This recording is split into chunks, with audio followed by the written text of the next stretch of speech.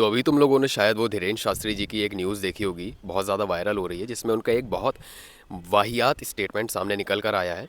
अब मैं ऐसा क्यों बोल रहा हूँ, मैं तुम लोगों को बताता हूँ। उस स्टेटमेंट में वो कह रहे हैं कि जितने भी लोग महाकुंभ की भगदड़ में मरे थे, जितने भी छोटे छोटे बच्चों के माँ बाप मर गए, माँ बाप के छोटे छोटे बच्चे मर गए, वो मरे नहीं हैं, उनको एक्चुअली मोक्ष प्राप्त हुआ है। मरना सबको है, पर कोई गंगा के किनारे मरेगा तो वो मरेगा नहीं, मोक्ष पाएगा। इतना घटिया और इतना वाहियात स्टेटमेंट किसी एक ऐसे इंसान के, एक ऐसे व्यक्ति के मुंह से निकल कर आना, जिसको बहुत बड़े नंबर के स्केल पे कुछ लोग फॉलो करते हैं एक रिलीजियस पर्सपेक्टिव से, ये चीज़ सुनकर भाई मुझे इतना ज़्यादा हर्ट हुआ कि यार छोटे छोटे बच्चे हैं, उनके स्टेटमेंट में आप ये बोल रहे हैं कि वो मरे नहीं है, उनको मोक्ष प्राप्ति हो गई। और ये इकलौता स्टेटमेंट नहीं है जो धीरेन्द्र शास्त्री जी से निकल कर आया है जो इतना ज़्यादा वाहियात है। इसके पहले भी एक स्टेटमेंट सामने निकल कर आया था, जिसमें वो ये कह रहे थे कि जो महाकुंभ नहीं आ रहे हैं वो देशद्रोही है। कोई सेंस है इस बात का? मतलब जो बॉर्डर पे लोग खड़े हुए हैं, जो हमारे सैनिक खड़े हुए हैं वहाँ पर, इतने सारे आर्मी मैन लगे हुए हैं देश की सेवा करने के लिए, अगर वो नहीं आ पा रहे हैं तो मतलब वो भी देशद्रोही हो गए। मैं भी किसी वजह से नहीं जा पाया, मेरा भी बहुत मन था जाने का, मैं भी किसी वजह से नहीं जा पाया, मजबूरी की वजह से नहीं जा पाया, तो क्या मैं भी देशद्रोही हो गया? तुम में से भी कितने सारे स्टूडेंट्स होंगे जो पढ़ाई के चक्कर में नहीं जा पा रहे, तो क्या तुम भी देशद्रोही हो गए? इसके साथ ही भगदड़ में इतने सारे लोग मारे गए, कितने सारे मासूम बच्चे मारे गए, कुछ बड़े उनके माँ बाप मारे गए। भगदड़ जो एक प्रशासनिक अव्यवस्था की वजह से मारे गए, ऐसा नहीं कि वो किसी भगवान की सेवा करते हुए मारे गए, वो प्रशासनिक अव्यवस्था की वजह से मारे गए। उसको छुपाने के लिए आप ऐसे स्टेटमेंट सामने लेकर आते हो और इतने ऑन कैमरा, इतने कॉन्फिडेंस के साथ बोलते हो कि वो मरे नहीं हैं, उनको मोक्ष प्राप्ति हुई है। इमेजिन करो कि कोई छोटा सा बच्चा है या बच्ची है, उसकी माँ भगदड़ में मारी गई और बदले में ये स्टेटमेंट निकल कर आता है कि आपके बेटा मम्मी मरी नहीं है, उनको मोक्ष प्राप्ति हो गई।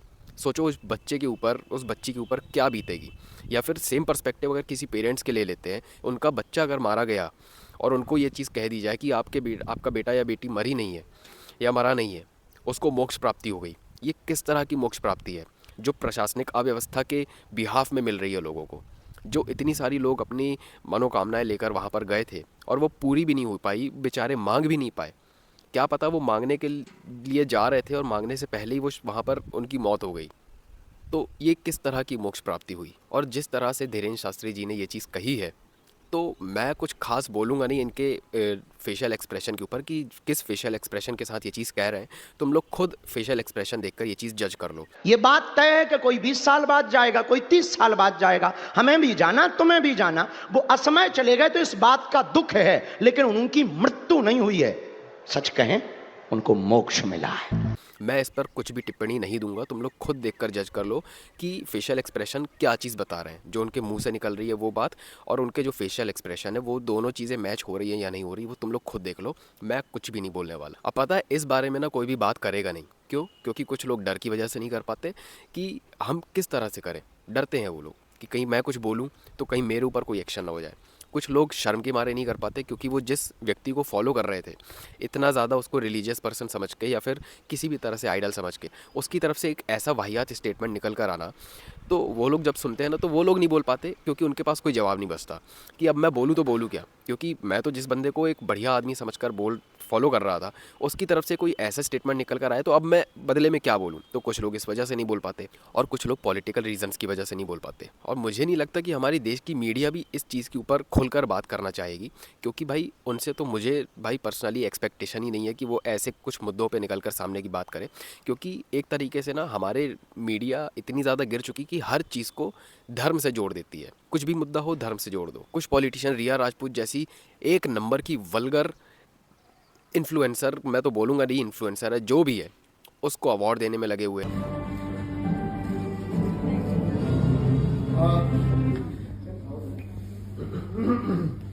थैंक यू गुरुजी। भावना को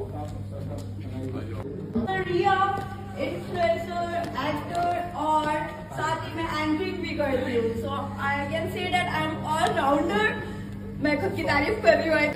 ये जाने बगैर कि वो कंटेंट क्या क्रिएट करती है, क्या इंटरनेट पे फैला रही है, कुछ नहीं, उसको अवार्ड मिल रहा है। तुम क्या कर सकते हो मेरे लिए? मैं तो तुम्हारी चाट सकता हूँ, नीचे से चाट जाऊंगा।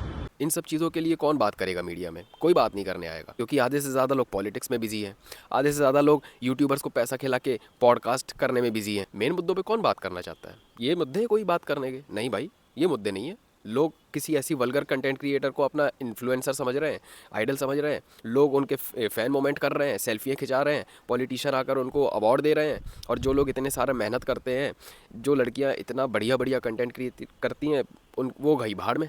लेकिन मैं इस मुद्दे पे बात इसलिए कर रहा हूँ क्योंकि ना मुझे हेट से कोई दिक्कत है और ना ही मैं किसी से डरता हूँ। जहाँ योगराज सिंह जी की बात आई थी, उनके गलत स्टेटमेंट्स आए थे, तो मैं उनके ऊपर भी वीडियो बनाई थी। और अब बात आई है धीरेन्द्र शास्त्री जी के ऊपर, इन्होंने कुछ गलत स्टेटमेंट्स दिए हैं, तो मैं इसके ऊपर भी वीडियो बना रहा हूँ। क्योंकि जब हम किसी को आइडल समझते हैं, जब हम किसी को फॉलो करते हैं ना, जब हम किसी के फॉलोअर या फिर लवर होते हैं, तो उसका मतलब ये नहीं होता कि जब उसकी तरफ से कोई ऐसे गलत स्टेटमेंट्स निकल कर आए तब उसके अगेंस्ट में हम कुछ बोल भी ना सकें। ये हमारी दोगलाई हो जाती है। फिर ये हमारा कुछ वो नहीं होता, प्रेम नहीं होता उनके खिलाफ कि वो गलत भी बोल रहा है तो हम उसको फॉलो कर रहे हैं। ऐसे नहीं होता भाई। फॉलोअर, सच्चा फॉलोअर वो होता है जो सामने जिसको फॉलो कर रहा है, अगर वो गलत स्टेटमेंट्स भी दे रहा है और तुमको पता है कि वो गलत है, तब भी तुम उसके अगेंस्ट आवाज़ उठा सको, तुम बोल सको कि भाई आपने ये चीज़ गलत कही है, आपको इसके लिए सॉरी होना पड़ेगा। और भाई मैं इसी चीज़ में बिलीव करता हूँ कि अगर मैं किसी को फॉलो करूँगा तो मैं उसके गलत भी देखूंगा, सही भी देखूंगा। सही होगा तो उसको सही बोल के कॉल आउट करूँगा, गलत बोलेगा तो गलत बोल के कॉल आउट करूँगा, लेकिन करूँगा ज़रूर। बाकी भाई जितने भी लोग महाकुंभ की भगदड़ में मारे गए थे, भाई मैं उनके लिए बहुत ज़्यादा रिग्रेट फील करता हूँ, क्योंकि ये चीज़ नहीं होनी चाहिए थी। और ये चीज़ भाई हमारे यहाँ की सेफ्टी सिक्योरिटी की कमी थी। वहाँ पर इतना भाई 40 करोड़ लोग वहाँ पर, 40 से 50 करोड़ लोग वहाँ पर गए थे दर्शन करने के लिए, और उसके बदले में सिक्योरिटी कुछ लाखों की थी। तो भाई ये ऑब्वियस सी बात है कि वहाँ पे प्रशासन की कमी थी, और उसी की वजह से ये भगदड़ हुआ, और भगदड़ की वजह से इतने सारे लोगों की जान गई, किसी का बेटा गया, किसी के माँ बाप गए। तो ये चीज़ नहीं होनी चाहिए थी, और इस चीज़ को सुधारना हमारे प्रशासन की जिम्मेदारी है। बाकी तुम लोगों के क्या ओपिनियंस है, तुम लोग कमेंट करके बता देना। क्योंकि मैं अगर पर्सनली अपना ओपिनियन दूँ तो धीरेन्द्र शास्त्री जी को इस पर्टिकुलर स्टेटमेंट के लिए सॉरी बोलना चाहिए, क्योंकि किसी की जान गई है, किसी के बेटे गए हैं, किसी के माँ बाप गए हैं, उनके लिए बहुत बड़ा नुकसान हुआ है। और किसी ऐसी धार्मिक जगह पे जहाँ पर वो अपनी मनोकामनाएं लेकर गए थे और वो पूरी भी नहीं हो पाई, और वो मांग भी नहीं पाए होंगे ठीक से, और उनके साथ ये हादसा हो गया। तो यहाँ पर ऐसा गलत स्टेटमेंट, ऐसा वाहियात स्टेटमेंट देना, मुझे नहीं लगता कि एक ऐसे बंदे को जो रिलीजियस पर्सपेक्टिव से जिसको लोग फॉलो करते हैं, उनकी तरफ से निकल कर आना चाहिए। वीडियो पसंद आई हो या ना पसंद आई हो, कोई दिक्कत नहीं है, तब भी शेयर कर देना, क्योंकि मैसेज पहुंचना बहुत ज़्यादा ज़रूरी है। और अगर चैनल पर नए आए थे तो चैनल को सब्सक्राइब कर लेना। मैं मिलूंगा आपको नेक्स्ट वीडियो में। टिल देन मचाते रहो। खुद पे यकीन तो आसमां भी झुक जाएगा, तेरी मेहनत का जादू चमत्कार कर जाएगा। हौसले की कहानी तू खुद लिख जाएगा, खुद पे यकीन तो आसमां भी झुक जाएगा।